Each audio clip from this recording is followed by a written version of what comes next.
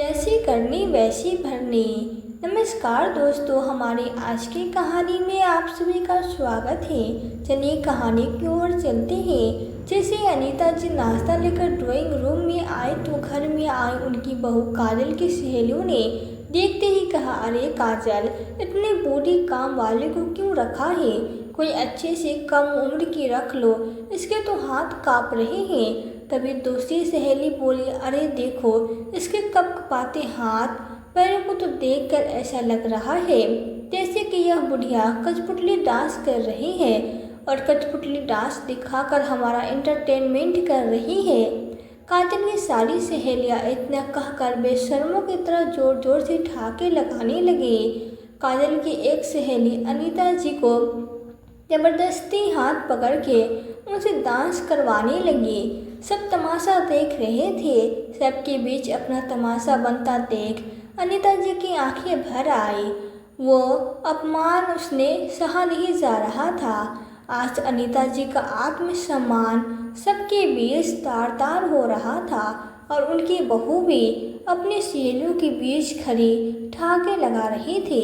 यह सब देखकर दरवाजे पे खड़ी प्राची की आंखें भर आई। अनीता जी घर में काम करने वाली प्राची को अपनी बेटी मानती थी, तो एक बेटी अपनी माँ का अपमान कैसे बर्दाश्त कर सकती थी।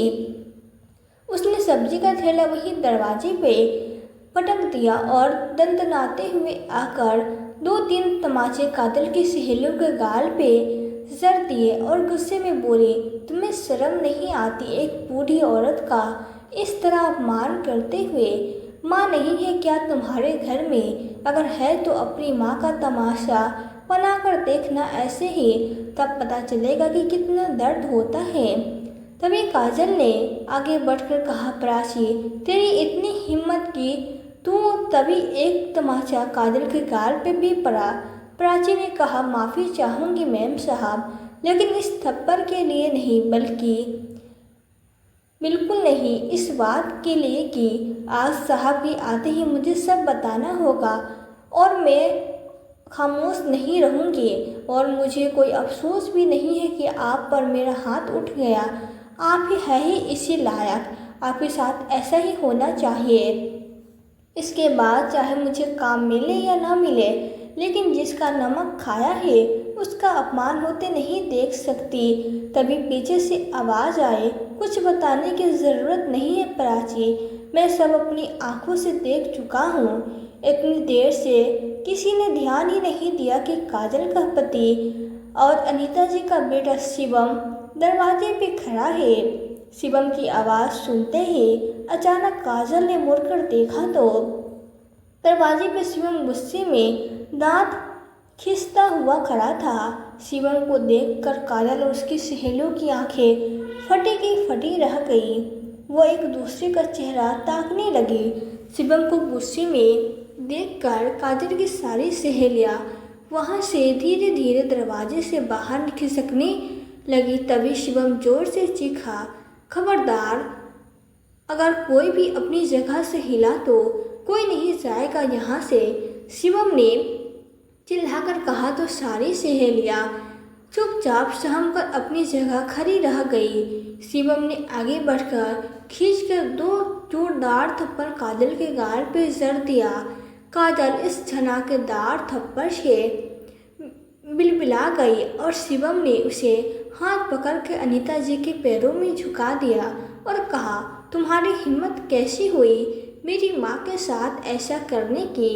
तभी शिवम ने काजल से अपनी सहेलियों के फ़ोन करके उनके पतियों को बुलाने के लिए कहा। सबने डरते डरते अपने पतियों को फ़ोन मिलाया। इतने में अनीता जी बेहोश होकर गिर पड़ी। शिवम की नज़र जैसे ही माँ के पैरों पे पड़ी, उसकी आंखें फैलकर चौड़ी हो गई और सोचने लगा कि माँ ने उस दिन मुझसे झूठ क्यों बोला था। और अभी कुछ दिन पहले का दृश्य उसकी आंखों के सामने घूमने लगा। उस दिन रविवार का दिन था और चिलचिलाते दोपहरी थे। माँ ओ माँ कहाँ चली गई? चिड़मुड़ी बाबूजी की डायरी लेकर बैठी होगी। मैं भी कितना बुद्धि हूँ, छुट्टी का दिन था, माँ के साथ बैठता, पर नहीं, मैं तो जाकर सो गया। साल भर हो गया बाबूजी को गए हुए, और माँ ने न जाने उस डायरी को कितनी बार पढ़ चुकी है, फिर भी उसे सीने से लगाए रखती है। बाबूजी अपनी रोज़मर्रा की बातों को उसमें लिखते थे। लगता है माँ को उसमें बाबूजी की होने का एहसास मिलता है। तभी शिवम को अनीता जी बाहर से आती दिखाई दी। अरे माँ, आप बाहर से आ रहे हैं, कहाँ गई थी आप? और यह क्या, आप तो ऊपर से नीचे तक पसीने से भीग गई है।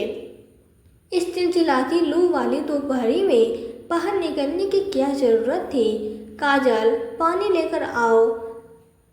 आप यहाँ बैठिए, शिवम ने अपनी माँ अनीता जी से बिठाकर कहा। अनीता जी के मुंह से आवाज़ ही नहीं निकल रही थी और वो हाँफ रही थी। उन्होंने हाथ में पकड़ी एक पॉलिथीन शिवम को देते हुए कहा, बेटा, बहू से कह दो मैं यह नींबू ले आई हूँ। मेरे लाल, तो अब बस मुझे पानी पिला दे, वरना ऐसा न हो कि तेरी माँ के प्राण निकल जाए। कहते कहते अनीता जी की सांस मुखरने लगी। शिवम भाग कर गया और एक गिलास पानी लेकर माँ को पिलाया। तब जाकर उसे थोड़ी सांस आई। शिवम थोड़ा सख्त होकर बोला, माँ, आपको क्या ज़रूरत थी इतनी धूप में नींबू और पुदीना लाने की? मुझे बोलती मैं ला देता। और कहीं आपको काजल ने कहा था यह नींबू और पुदीना लाने के लिए? रुकिए, मैं अभी उससे जाकर पूछता हूँ। इतना कहकर शिवम जोर जोर से चिल्लाकर, काजल कहाँ हो, बाहर आओ। अभी पानी भी नहीं लाई। शिवम बहुत शांत स्वभाव का व्यक्ति था। उसकी तेज आवाज़ सुनकर काजल अपने कमरे से भागी भागी आई, लेकिन अनीता जी की हालत देखकर वो सब समझ गई और बोली, अरे मम्मी जी, मैंने तो आपसे यह कहा था कि जब शिवम जाएंगे तो नींबू ले आएंगे, पर आप मेरी एक बात न सुनती हैं और खुद ही गर्मी में चली गई। अरे बिना नींबू पानी के भी एक दिन रहा जा सकता है, मगर आप भी पिए बिना मानती नहीं है। हाँ शिवम, बोलिए, आप क्यों बुला रहे थे? शिवम बोला, काजल, नहीं, तुमने यह नींबू और पुदीना नहीं मंगवाया। माँ से क्या? माँ, आप अपनी मर्जी से इस वक्त बाजार गई थी और मुझे डांट पड़ रही है। तभी दूसरे कमरे से काजल की माँ तनतनाते हुए बाहर आई और बोली, सही है, अगर इस घर में एक चींटी की भी बीमार पड़ जाए तो उसकी दोषी मेरी बेटी ही होती है। दामाद जी, आपकी माँ को भी तो शौक था नींबू पानी पीने का। हम तो मना भी किए थे, पर इन्होंने हमारी एक न सुनी और खुद चली गई। इतना कहकर दोनों माँ बेटी इशारों में बात करने लगी। शिवम ने बड़े प्यार से अनीता जी को समझाया, माँ, नींबू पानी पीने की इतनी भी क्या ज़रूरत थी? अगर इतना ही मन था तो शाम तक रुक जाती, मैं जाकर ले आता। आप भी ना माँ, बच्चों की तरह जिद करती हैं। अनीता जी आश्चर्य से बहू और समधन जी की तरफ देखने लगी और इशारों में बेटे को समझाने की नाकामयाब कोशिश करने लगी। शिवम माँ को समझते देखते हुए बोला, ठीक है माँ, मैं समझ गया, आपकी कोई गलती नहीं है। बस काजल माँ के लिए नींबू पानी बना देना और सबके लिए खाना भी लगा दो, फिर माँ थोड़ा आराम करेगी। इतना कहकर शिवम वहाँ से चला गया। काजल अनीता जी से बोली, क्या मम्मी जी, एक काम आपसे बोली, वो भी आपसे नहीं हुआ। एक तो आधे घंटे में आप 4 नींबू और यह सूखे पुदीने के पत्ते लेकर आए, ऊपर से अपने बेटे के सामने यह जताने लगे कि मैं आपको परेशान करती हूँ। अब देखिए आपके कारण क्या हुआ। अनीता जी कांपते हुए स्वर में बोली, पर बहू, तुमने ही तो नींबू और पुदीने के पत्ते मंगवाए थे, फिर शिवम के सामने तुमने झूठ क्यों कहा?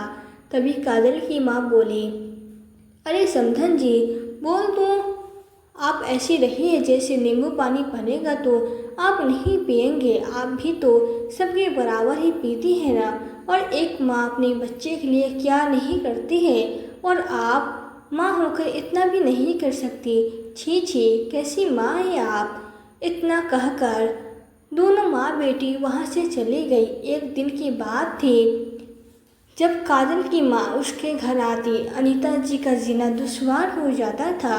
कुछ दिन बाद ही अचानक काजल के बाबा की तबीयत थोड़ी खराब हो गई तो वापस अपने घर चली गई। तो अनीता जी ने चैन की सांस ली कि अब कम से कम परेशान करने वाला कोई एक ही होगा और वो उसको झेल लेगी। काजल शिवम के सामने तो अपनी सास को बहुत इज्जत करती थी, मगर उसके ऑफिस जाते ही बुरा बर्ताव शुरू कर देती थी। एक दिन काजल के काम वाली प्राची बोली, भाभी मेरे भतीजे का मुंडन है, हो सकता है कुछ रोज मैं नहीं आऊँगी। काजल बोले, यह क्या कह रही हो, घर के काम कौन करेगा। क्या मैं पोछा और बर्तन करूँगी, मेरे हाथ नहीं खराब हो जाएंगे। अरे तुम लोगों के पास खाने के पैसे नहीं होते और मुंडन और त्यौहार मनाती हो, दिमाग तो सही जगह पर है ना तुम्हारा। प्राची बोली, भाभी अगर हम त्यौहार मनाएंगे तो कौन सा पैसा आपसे मांगते हैं। अरे मेहनत करते हैं तभी तो खाते और त्यौहार मनाते हैं, हमारे लिए तो यही खुशियाँ हैं। और एक बात बताइए कि क्या अमीर लोग ही अपने बच्चों का जन्मदिन और मुंडन कर सकते हैं। हम गरीब लोगों की भावनाएं को कोई मायने नहीं रखती। अगर आपको ज़्यादा दिक्कत है तो दूसरे काम वाली रख लेना, मगर मुझे फालतू की बातें मत सुनाना, नहीं तो मैं कल से नहीं आऊँगी। अपनी इज्जत भी है। इतना कहकर प्राची बचे हुए काम करने लगी और काजल गुस्से में अपने कमरे में चली गई। अनीता जी ने उन दोनों की सारी बातें सुनी और एक गिलास पानी, ठंडा पानी प्राची को देते हुए बोली, प्राची बहुत थक गई होगी, इसे पी लो। बेटा, प्राची बोली, अम्मा जी एक आप ही है इस घर में जो गरीब को भी इंसान समझती है। आपको देखकर ही मैं यहाँ आती हूँ, वरना इस घर में काम करने की बिल्कुल भी जी नहीं करता। जो आपके साथ होता है वो देखकर तो जी जलता है। अनीता जी बोली, बेटा तुमसे एक विनती करूँगी, जितने जल्दी हो सके अपने भतीजे का मुंडन निपटा कर आ जाना, वरना जानती हो घर के सारे काम मुझे ही करने पड़ेंगे। मेरी बहू तो अपनी सास को सोचती नहीं है। तुम अगर मुझे अपनी माँ समझती हो तो जल्दी आने की कोशिश करना, मैं तुम्हारे हाथ छोड़ती हूँ। प्राची ने कहा, अरे नहीं माँ जी, चिंता मत कीजिए, मैं जल्दी आ जाऊँगी। इतना कहकर अनीता जी अपने आंसू को पोंछने की नाकामयाब कोशिश करने लगी।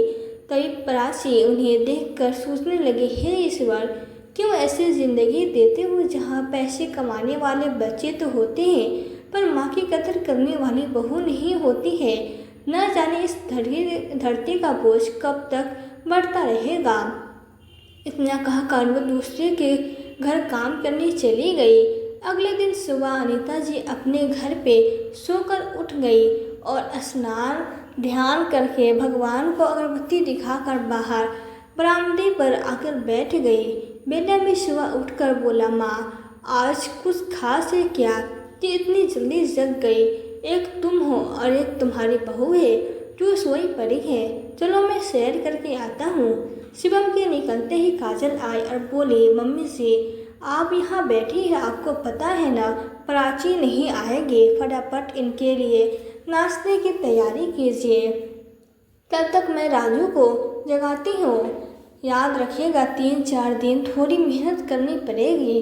खुद को देखिए, बैठे बैठे खाकर आपके शरीर पर चर्बी चढ़ गई है, अब वो भी सही हो जाएगा।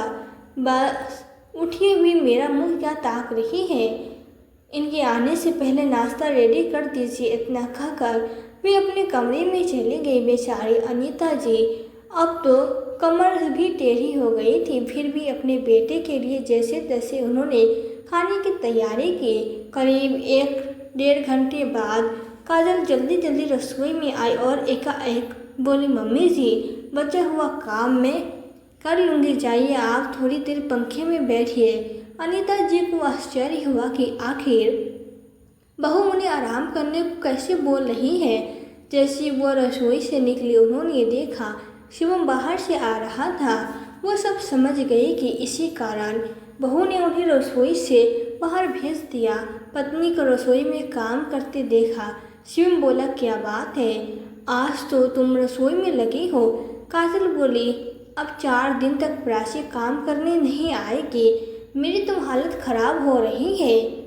नाश्ता तैयार कर रही हूँ, आप फटाफट तैयार हो जाइए। और हाँ, अब मुझे फुर्सत नहीं मिलेगी, ऑफिस जाते समय राजू को स्कूल छोड़ते जाइएगा और कोई भी मदद करता नहीं, कम से कम आप ही कर दीजिए। शिवम ने हाँ में इशारा किया और चला गया। पूरे 2 दिन तक काजल शिवम के आने से पहले अपनी सास से सारे काम करवा लेती थी और शिवम के सामने उनकी जी हजूरी करती पीछे किए गए बुरे बर्ताव का भनक भी नहीं लगने दे रही थी। लेकिन सच्चाई भला कब तक छुपे, एक न एक दिन वो बाहर आ ही जाता है। काजल ने अपनी कुछ सहेलियों को शाम को अपने घर चाय पे और नाश्ता पे बुलाया और अनीता जी से कहा, बोली, मम्मी जी ऐसा कीजिए, आज पनीर के पकौड़े, चाय और थोड़ा सा हलवा बना दीजिए और हाँ, थोड़ा ज़्यादा ही बनाइए दीजिएगा, मेरी सहेलियाँ नाश्ते पर आ रही हैं ताकि रात में अभी आकर खा ले। अनीता जी बोली, लेकिन बहू, मेरी तबीयत आज मुझे ठीक नहीं लग रही है, चक्कर से आ रहा है, मैं नहीं कर पाऊंगी। जब 2-3 दिन बाद प्राची आ जाएगी तब तुम अपनी सहेलियों को बुला लेना। काजल ने कहा, मम्मी जी, मैं सबको न्योता दे चुकी हूँ और अब आप मना कर रही हैं। आपको पता है उसमें से एक आपके बेटे के बॉस की है, अगर वो नाराज हो गई तो आपके बेटे की नौकरी से भी निकलवा देगी। यह बात सुनते ही अनीता जी घबरा गई और बोली, ठीक है बहू, मैं कर दूंगी, पता नहीं मेरी तबीयत ठीक नहीं लग रही है तो तुम भी थोड़ा मदद कर देना। बेरहमी से बोली, अरे कुछ नहीं होगा आपको, यह तो नाटक है, मुझे पता है, जाकर आप काम कीजिए। इतना कहकर वो चली गई और अनीता जी उसकी हिदायत को देखती रह गई। उधर इन सब की खबर काजल ने अपनी माँ को फ़ोन पर खिलखिलाते हुए दी और उन्हें भी नाश्ते पर आने का न्योता दे दिया।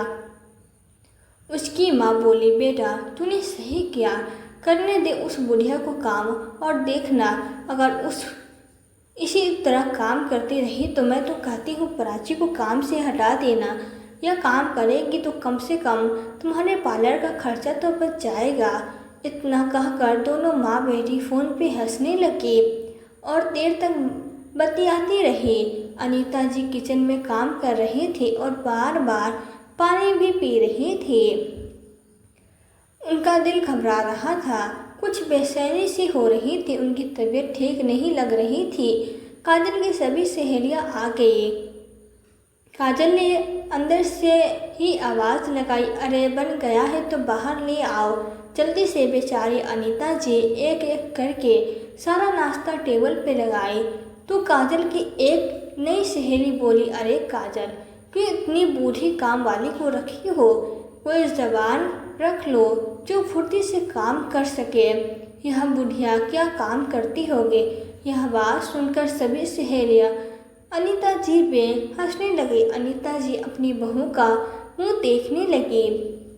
काजल बोली, अरे आजकल अच्छे काम वाली बाई मिलती ही कहाँ है और या ऐसी बातें कर रही हो, या कोई काम वाली नहीं मेरी सास है। तो दूसरी सहेली हंसकर बोली, तो फिर सास ही बदल लो। इतना कहकर वो सब हंसने लगी। तभी उनका मजाक उड़ा रही थी। तभी एक ने कहा, अरे देखो कैसे इनके हाथ कठपुतली की तरह नाच रहे हैं। अच्छा, तो यह साथ में हमारा मनोरंजन भी कर रही है। एक तो सहेली जबरदस्ती अनीता जी के साथ पकड़ के उसने कठपुतली नचाने लगी। यह सब अपने साथ होता देखकर अनीता जी की आंखें में आंसू भर आ गए। उनकी तबीयत ठीक नहीं थी और उनको चक्कर आ रहे थे। उनका दिल जोर जोर से रो रहा था क्योंकि उनका आत्मसम्मान आज तार-तार किया जा रहा था और उनकी बहू भी ऐसा होते देखकर अपनी सहेलियों के साथ हंस रही थी। तभी प्राची किसी काम से वहां आ गई थी और उसने यह सब देखा तो उनकी भी आंखें भर आई। उसने गुस्से में खींचकर 2 तमाचे काजल की सहेली के गाल पे जड़ दिए और गुस्सा में भरकर बोली, शर्म नहीं आती किसी बूढ़ी औरत का ऐसे अपमान करते हुए? प्राची, तेरी हिम्मत कैसी हुई कि? तभी एक तमाचा काजल के गाल पे पड़ी। माफ़ी चाहूँगी मेम साहब, लेकिन आज तो मैं साहब को सब सच बताकर क्या रहूँगी, चाहे फिर मेरी नौकरी रहे या जाए। इतना पैसा तो नहीं देती हो कि मुझे लारे पड़ जाएंगे। इन बातों में किसी ने ध्यान नहीं दिया कि दरवाजे पे शिवम खड़ा था। अचानक अनीता जी हिचकिचाते में काजल से बोली, मम्मी जी खबरदार, बस कीजिए अपने बेटे का नाम, लेकिन मुझे डराना मत। वैसे भी उनके आने का भी समय नहीं हुआ है। जब तक वे आएंगे तब तक यह सब चली जाएगी और यह सारे तामझाम मैं समेट दूंगी। उन्हें पता भी नहीं चलेगा। काजल को पता ही नहीं था कि शिवम दरवाजे पे खड़ा है। तभी शिवम की आवाज़ आई, पर काजल, मुझे तो सब पता चल गया। तुम्हारी घटिया हरकत को मैं अपनी आंखों से देख रहा हूँ। अचानक काजल ने मुड़कर देखा तो दरवाजे पे शिवम लाल आंख लिए खड़ा था। वो बोली, शिवम, आप अचानक से कैसे आ गए? तभी अभी टाइम भी नहीं हुआ है, आपने आने की खबर भी नहीं दी। शिवम बोला, वह तो अच्छा हुआ कि मैं जल्दी आ गया, वरना तुम्हारी असली कैसे रूप देखता। सुबह जब मैं दफ्तर जा रहा था तो माँ की तबीयत मुझे ठीक नहीं लगी। यही सोचकर मैंने आधे दिन की छुट्टी ले ली कि तुम अकेले घर में माँ को कैसे संभालोगी। यही सोचकर आ गया, मगर यहाँ तो कुछ और ही चल रहा है। तभी पीछे से काजल की माँ आवा देवी जी को भी उसी शहर में रहती थी, वो भी अंदर आते हुए बोली, अरे क्या क्या बनाया तुम्हारी सास ने, और किटी पार्टी ख़त्म तो नहीं हो गई? मेरे लिए कुछ छोड़ा है कि नहीं? मुझे भी हलवा और पकौड़े खाने थे। काजल ने माँ को आंखें दिखाकर शिवम की तरफ इशारा किया। शिवम बोला, आइए आइए माँ जी, यहाँ आपकी ही कमी थी। मेरे घर में आग लगाने में आप भी कोई कमी नहीं छोड़ी। काजल शिवम पर से बोली, आप सबके सामने मेरी माँ से इस तरह से बात नहीं कर सकते हैं। शिवम यह सुनकर जोर का थप्पड़ काजल को लगाया और बोले, और तुम सबके सामने मेरी माँ को नौकरानी साबित कर सकती हो, और मैं तुम्हारी माँ को कुछ कह भी नहीं सकता। तुम्हारी माँ के संस्कार तो तुम में दिखाई देते हैं। शिवम को गुस्से में देख काजल की सारी सहेलियाँ चुपचाप बाहर निकलने की कोशिश करने लगे तो शिवम जोर से बोला, खबरदार, अगर कोई भी अपनी जगह से हिला तो आप अभी के अभी तुम सब अपने पतियों को फ़ोन करके फ़ौरन यहाँ बुलाओ। सभी ने डरते हुए अपने पतियों को फ़ोन मिलाया। तुरंत वो भी आ पहुँचे और शिवम की बात सुनकर उसको भी बहुत गुस्सा आया और सबने अपने सामने एक एक थप्पड़ अपनी पत्नियों को जड़ दिया और अनीता जी से सबने माफ़ी मांगी। तो शिवम ने हाथ जोड़कर सभी औरतों से कहा, आप सबसे विनती है, अगर आपने अपने घर जाइए और अपने घर को संभालिए, दोबारा यहाँ आने की कोई ज़रूरत नहीं। कोशिश मत करना। मेरी माँ का जिस तरह मजाक उड़ाया है वैसे अपनी सास का कभी मत उड़ाना। सभी औरतें मुंह बनाकर वहाँ से चली गई। अनीता जी शिवम का हाथ पकड़ के बोली, बेटा, तुम्हें अपनी पत्नी पर सबके सामने हाथ नहीं उठाना चाहिए, वह घर की इज्जत है। शिवम रोते हुए अपनी माँ के पैरों में गिर गया और बोला, माँ, मैं जानता हूँ आपने मुझे ऐसे संस्कार नहीं दिए, पर इस औरत ने मुझे यह करने पे मजबूर कर दिया। मुझे माफ़ कर दीजिए। इसको जो आपके साथ किया है वह मैं नहीं कर सकता। तभी आवा देवी बोली, वाह समधन जी, पहले बेटे को भड़काओ और फिर उसे रोकती हो? मेरी बेटी पिटवा कर अब सीधी बन रही हो। शिवम अपनी सास की तरफ मुड़ा और बोला, आप अपना मुंह बंद कीजिए, वरना मैं भूल जाऊंगा कि आप मेरी माँ की उम्र की है। अरे अपना घर तो संभाला नहीं जाता, मेरे घर को भी आप बर्बाद कर रही हैं। आप अगर इतनी ही अच्छी होती तो आपका बेटा बहू आपको छोड़ के दूसरे घर में नहीं रहता। आप में ही खोट है, आपके दिए संस्कारों में खोट है। अरे कल तो शर्म कीजिए, माँ अपनी बेटी का घर बसाती है और आप है कि बसे हुए घर को उजाड़ने में लगी रहती है। अब मैं समझा, मेरी माँ को उस दिन नींबू के लिए भरी दोपहरी में आप दोनों माँ बेटी ने नहीं भेजा था। माँ मुझे माफ़ कर दो, आपने तो मुझे बताने की कोशिश भी की थी, मगर मैं उस दिन आपकी बातों को समझ न सका। काजल बोली, तो क्या सिर्फ यह बैठ कर खाएंगे? तो 4 दिन काम कर लेने से आपकी माँ मर नहीं जाएगी। शिवम से रहा नहीं गया और उसने दूसरा थप्पड़ जड़ दिया और बोला, जो औरत दूसरे की माँ का दर्द समझ नहीं सकती, वो अपनी माँ का दर्द भी एक दिन नहीं समझेगी। शिवम अपनी सास से बोला, याद रखिएगा, आपकी यह बेटी इतनी स्वार्थी है कि कल को जब आपको इसकी ज़रूरत पड़ेगी तब यह आपकी सेवा कभी नहीं करेगी। चाहे कुछ भी कर लेना, मैं इंतज़ार करूँगा उस दिन का जब आपको यह सब कुछ सहना पड़ेगा। अभी फ़िलहाल आप मेरे घर से जाइए और अगर अपनी बेटी के बिना मन नहीं लगे तो इसे भी ले जाइए, मैं अपनी माँ के साथ रह लूँगा। इतना कहकर शिवम अपनी माँ को लेकर कमरे में चला गया। अभा देवी को न चाहते हुए भी खाली हाथ वापस लौटना पड़ा। 2 दिन बाद प्राची काम पे आ गई। उसने घर का सारा काम संभाल लिया क्योंकि शिवम ने उसे काम से नहीं निकाला। शिवम जानता था अगर ऑफिस जाने के बाद अगर कोई उसकी माँ की देखभाल कर सकता है तो वह बस प्राची ही है। काजल का तो कोई भरोसा ही नहीं। अब शिवम भी हर समय अपनी माँ के लिए चौकन्ना रहता था। वक्त बीता और एक दिन आभा देवी जी अपने घर के बाथरूम में फिसल कर गिर गई और उनके एक पैर में फ्रैक्चर हो गया। डॉक्टर ने उन्हें बेड रेस्ट के लिए कहा तो आभा देवी ने बेटी को फ़ोन किया कि मैं बाथरूम में नहीं जा पाती हूँ और तुम्हारे पापा से तो कुछ हो ही नहीं पाता। बेटा कुछ रोज़ के लिए तुम मेरे पास आ जाओ। काजल ने कहा, मम्मी मैंने आज तक अपने बच्चे के सुसु पोटी साफ नहीं किया और मेरी सास करती थी, फिर मैं आपको कैसे कर सकती हूँ? किसी नर्स को रख लीजिए या बेहतर होगा कि अपनी बहू को ही बुला लो। यह मगर मुझसे बिल्कुल उम्मीद मत रखना। आभा देवी जी बोली, हे भगवान, सही कहा था दामाद जी ने, तुम बहुत स्वार्थी हो। एक मैं हूँ जो उनकी माँ के खिलाफ तुम्हारा साथ देती थी।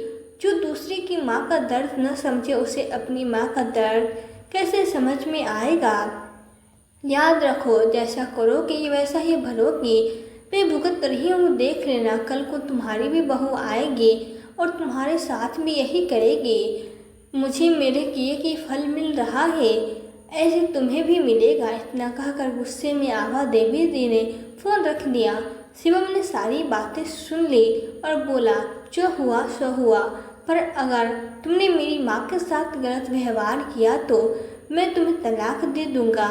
और याद रखो, अब तो तुम्हारी भी माँ तुम्हें सहारा नहीं देगी। शांति से घर में जीना चाहती हो तो अपनी सास का सम्मान करो और अपने बेटे को अच्छे संस्कार दो ताकि यह सब तुम्हारे साथ ही यह सब न करे। शिवम को धमकी के बाद काजल ने हिम्मत नहीं की कि अनीता जी से ऊंची आवाज़ में बात कर सके। सच कहा है किसी ने, जब घी सीधी उंगली से ना निकले तो उंगली टेढ़ी करनी ही पड़ती है। और जब बेटा लायक होता है तो बहू कितनी भी बुरी हो वह सब संभाल लेता है। जिसे अपनी माँ का दर्द का एहसास होता है वही दूसरे की माँ हो या दूसरी औरत हो उसके दर्द को समझा पाता है। शिवम ने काजल को सही राह पे चलने के लिए मजबूर कर दिया और आगे उनकी जिंदगी में कोई समस्या नहीं हुई। जैसे जैसे उनका बेटा बड़ा होने लगा, वैसे ही धीरे धीरे काजल के स्वभाव में भी बदलाव आने लगा, जिससे शिवम को देखकर खुशी होती थी। अब उसकी माँ को आराम से बिस्तर पे सेवा मिलती थी और शिवम भी खुशी से करती थी। सही समय पे इंसान को बदल जाना चाहिए, नहीं तो ज़िंदगी में कांटे बीत सकते हैं। तो दोस्तों, आपको आज की कहानी कैसी लगी? कहानी पसंद आई हो तो वीडियो को लाइक करें और ऐसी ही कहानियाँ सुनने के लिए हमारे चैनल सानिया भास स्टोरी को सब्सक्राइब जरूर करें। मिलते हैं फिर नई वीडियो में नई कहानी के साथ। कहानी को अंत तक देखने और सुनने के लिए आपका दिल से धन्यवाद।